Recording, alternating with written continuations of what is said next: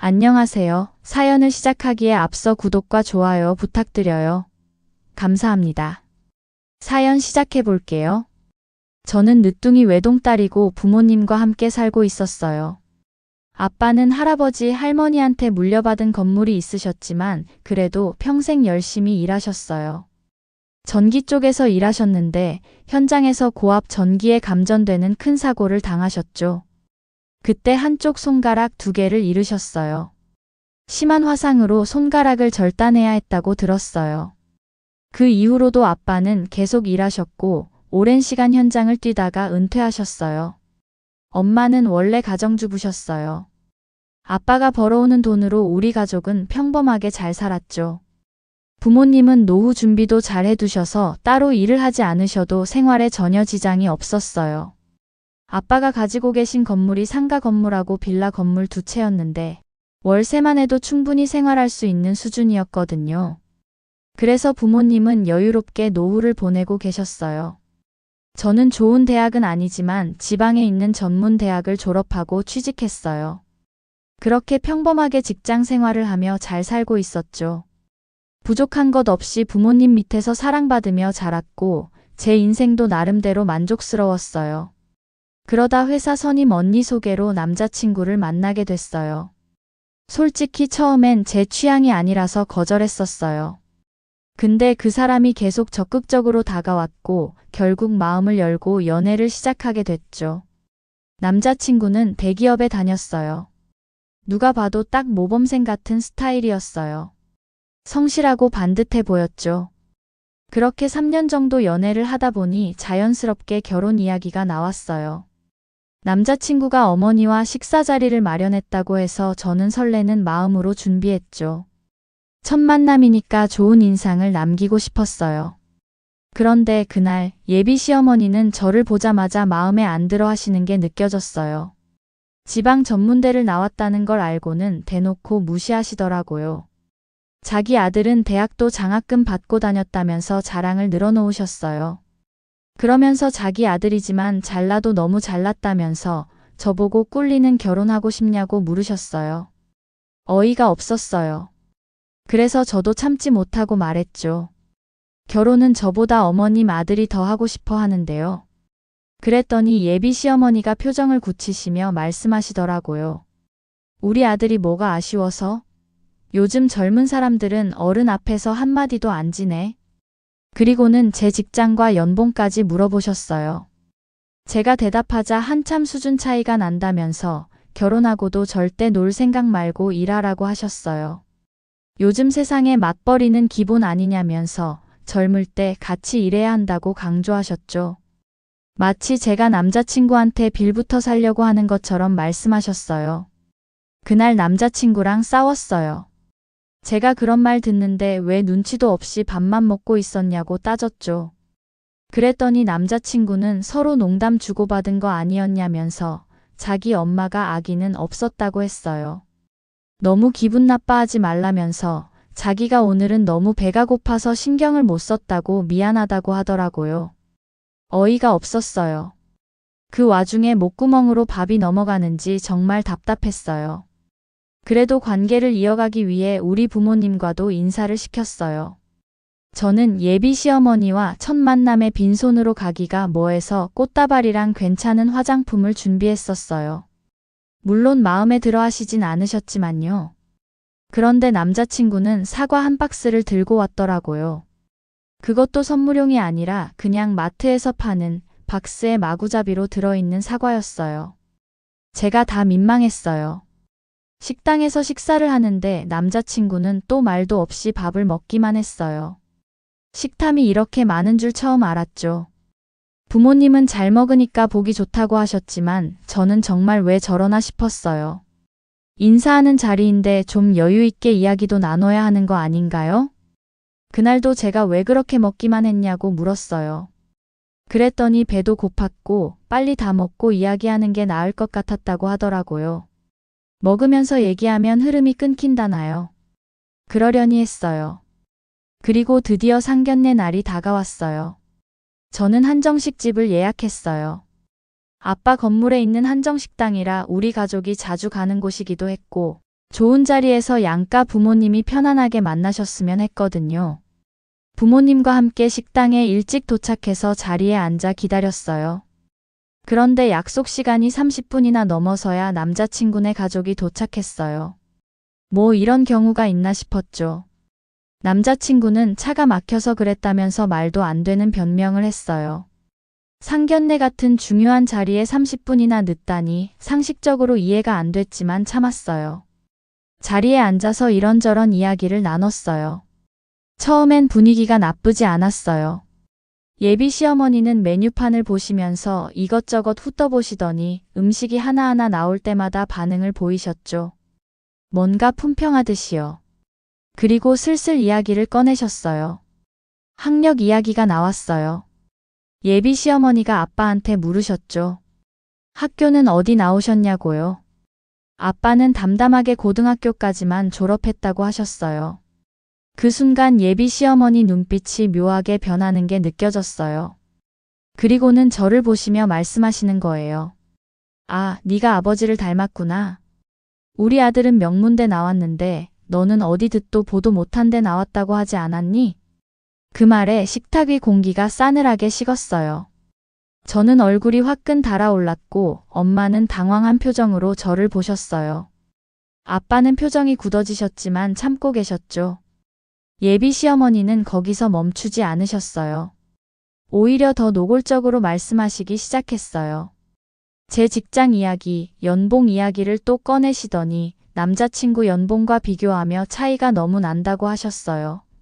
그러면서 결혼하면 무조건 맞벌이 해야 한다고, 제가 절대 놀면 안 된다고 못을 박으셨죠. 그리고는 더 나아가서 아빠한테 물으셨어요. 무슨 일 하시냐고요? 아빠는 침착하게 대답하셨어요. 제가 딱히 직업은 없습니다. 그 순간 예비 시어머니 얼굴이 완전히 굳어지더라고요. 눈빛이 차갑게 변했어요. 직업이 없어요?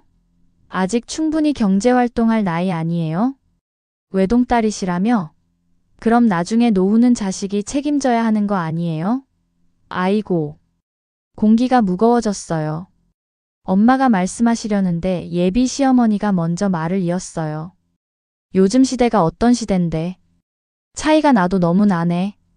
안 그래도 내가 이 결혼 반대하는 입장인데 뭐 하나 좋게 볼 구석이 없네. 점점 목소리가 커지고 있었어요. 저는 너무 화가 나서 손이 떨렸어요. 아빠 얼굴이 붉어지는 게 보였어요.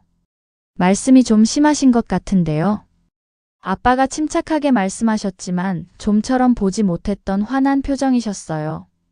예비 시어머니는 아랑곳하지 않고 말을 이어갔어요. 사실 아니에요? 딸 자식 결혼시켜서 우리 아들 등 처먹으려고 했고만. 역시 이 결혼은 아닌 것 같습니다. 무슨 말씀을 그렇게 하십니까? 누가 누굴 등 처먹습니까? 아빠가 목소리를 높이셨어요. 평생 저한테 한 번도 큰 소리 내신 적 없는 아빠가 그렇게 화를 내시는 모습은 처음 봤어요. 식당 안이 조용해지면서 주변 테이블 사람들이 우리 쪽을 쳐다봤어요. 그럼 아니에요? 처가는 다 백수에 얘도 볼 거 하나 없고. 백 같으면 이런 결혼 시키겠어요? 그쪽도 부모 입장이니 아실 거 아니에요. 예비 시어머니는 오히려 당당하게 말씀하셨어요. 저는 너무 황당해서 말이 안 나왔어요. 그때 아빠가 답답하신지 물을 벌컥 마셨어요. 손이 떨리셔서 물잔을 잡는 게 힘들어 보였죠. 그런데 예비 시어머니가 아빠의 손을 보시더니 중얼거리는 거예요. 그런데 모두가 들었죠. 어머, 손가락 2개는 또 어디 갔어? 그 순간 아빠가 완전히 폭발하셨어요. 그걸 대놓고 지적하다니요. 뭐 이런 경우 없는 사람이 다 있습니까? 아빠의 목소리가 식당 전체에 울려 퍼졌어요. 주변 테이블 사람들이 완전히 우리 쪽을 쳐다봤고 소란이 커지자 식당 사장님이 급하게 우리 자리로 오셨어요. 사장님은 놀란 표정으로 아빠를 보셨죠. 사장님, 무슨 일 있으십니까? 아, 유 대표. 미안하네. 내가 오늘 소란을 피웠네. 아빠가 한숨을 쉬며 말씀하셨어요. 사장님은 걱정스러운 얼굴로 아빠를 보셨어요. 상견례 중이시잖아요. 무슨 일이신지. 내가 살다 이렇게 무시당한 적은 처음이네. 장사 지장준 값은 지불하겠네. 아닙니다, 사장님. 괜찮습니다. 저희 월세도 안 올리고 동결해 주시는 것만 해도 충분히 감사한데요. 그 순간 예비 시어머니 얼굴이 새하얗게 변했어요. 눈이 휘둥그레지면서 아빠와 사장님을 번갈아 봤죠. 입을 벌리고 말을 못 하시더라고요. 남자친구도 당황한 표정으로 앉아 있었어요. 아빠가 예비 시어머니 쪽을 천천히 돌아보시며 말씀하셨어요. 왜요? 이제 좀 사람이 달라 보입니까? 아빠의 목소리는 차갑고 냉정했어요. 평소에 듣지 못했던 톤이었죠. 내가 직업이 없다고 했지 돈이 없다고 했습니까? 어떻게 겉만 보고 사람을 그렇게 무시하고 조롱합니까? 예비 시어머니는 입을 번긋거리며 말을 제대로 잇지 못했어요. 얼굴이 빨개졌다가 하얘지기를 반복했죠. 그렇게 아까운 아들 평생 끼고 사십시오. 내 귀한 딸 인생 망치지 말고. 아빠의 말씀에 예비 시어머니가 급하게 태도를 바꾸셨어요. 자기가 말이 좀 심했다며 아기가 있었던 건 아니었다고 오해라고 하더군요. 저는 더 이상 참을 수가 없었어요. 제가 나섰죠. 오해요? 어머님, 저보고 꿀리는 결혼하고 싶냐고 하셨죠? 그 말 그대로 돌려드리죠. 꿀리는 결혼시키고 싶으세요? 예비 시어머니가 당황한 얼굴로 저를 봤어요. 뭐라 대답하려다가 입만 달싹거렸죠. 뭐 시키고 싶으실지도 모르겠지만 전 사양합니다. 어머님 아들이 어머님 생각만큼 대단하지 않거든요. 저는 가방을 들고 자리에서 일어났어요. 부모님도 따라 일어나셨죠.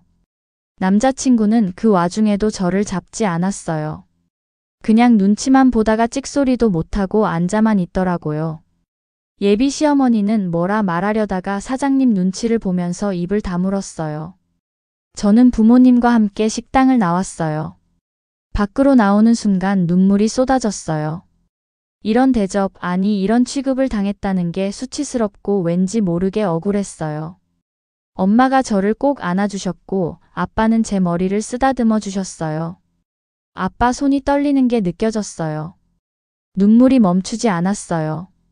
3년을 연애했는데 정작 중요한 순간에 남자친구는 아무것도 하지 않았어요. 제가 이런 남자 뭘 믿고 상견례까지 온 건지 허탈했어요. 집에 돌아온 후 남자친구한테서 연락이 왔어요. 문자였어요. 전화는 받지 않았거든요. 내용은 뻔했어요. 자기가 눈치가 없었다. 미안하다. 엄마도 진심으로 후회하고 미안해하고 있다는 내용이었어요. 그리고 다시 만나자고 했죠. 다음 날도 전화가 왔어요. 받지 않았어요. 문자도 계속 왔어요. 자기 엄마가 사과하고 싶어 한다는 내용이었어요. 저는 답장하지 않았어요. 며칠 후 남자친구가 회사 앞에서 기다리고 있더라고요. 피할 수가 없어서 만났어요. 남자친구는 정말 미안하다며 사과했어요. 자기도 어머니한테 많이 이야기했고 어머니도 정말 반성하고 계신다고 했어요. 저는 남자친구를 똑바로 쳐다봤어요. 그리고 물었어요. 그날 왜 아무 말도 안 했냐고요. 남자친구는 당황했다고 어떻게 해야 할지 몰랐다고 했어요. 그 말을 듣는 순간 확신이 들었어요. 3년이란 시간이 아까웠어요. 내가 진짜 지금까지 뭐 한 건가 싶었어요. 저는 남자친구한테 말했어요. 이제 그만 만나자고요. 남자친구는 한 번만 더 기회를 달라고 했지만 저는 고개를 저었어요. 이미 마음이 떠났거든요. 그렇게 3년 연애는 끝이 났어요. 처음엔 힘들었어요. 시간을 많이 투자했으니까요. 하지만 시간이 지나면서 오히려 잘 됐다는 생각이 들었어요. 결혼하기 전에 알게 돼서 다행이라고요. 부모님은 제 결정을 지지해 주셨어요. 지금 저는 다시 평범한 일상으로 돌아왔어요. 부모님과 함께 저녁을 먹고 주말엔 친구들을 만나고 회사 생활도 열심히 하고 있어요. 언젠가 좋은 사람을 만나겠지만 서두르지 않으려고요. 그 상견례는 제 인생에서 가장 굴욕적인 순간이었지만 동시에 가장 다행인 순간이기도 해요. 3년이란 시간은 아까웠지만 평생을 망치지 않은 게 어디예요. 저는 운이 좋았어요. 결혼 전에 알게 돼서요. 만약 결혼하고 나서 알았다면 정말 끔찍했을 거예요. 저는 이제 알아요. 진짜 대단한 사람은 남을 깎아내리지 않는다는 것, 그리고 겉모습만 보고 판단하는 사람은 결국 자기가 얼마나 얕은 사람인지 드러내게 된다는 것을요. 그날 이후로 저는 더 단단해졌어요. 남들한테 자랑하지 않아도 진짜 가치는 결국 드러나니까요. 제 긴 이야기를 끝까지 들어주셔서 감사합니다. 구독과 좋아요, 알림 설정까지 잊지 마세요.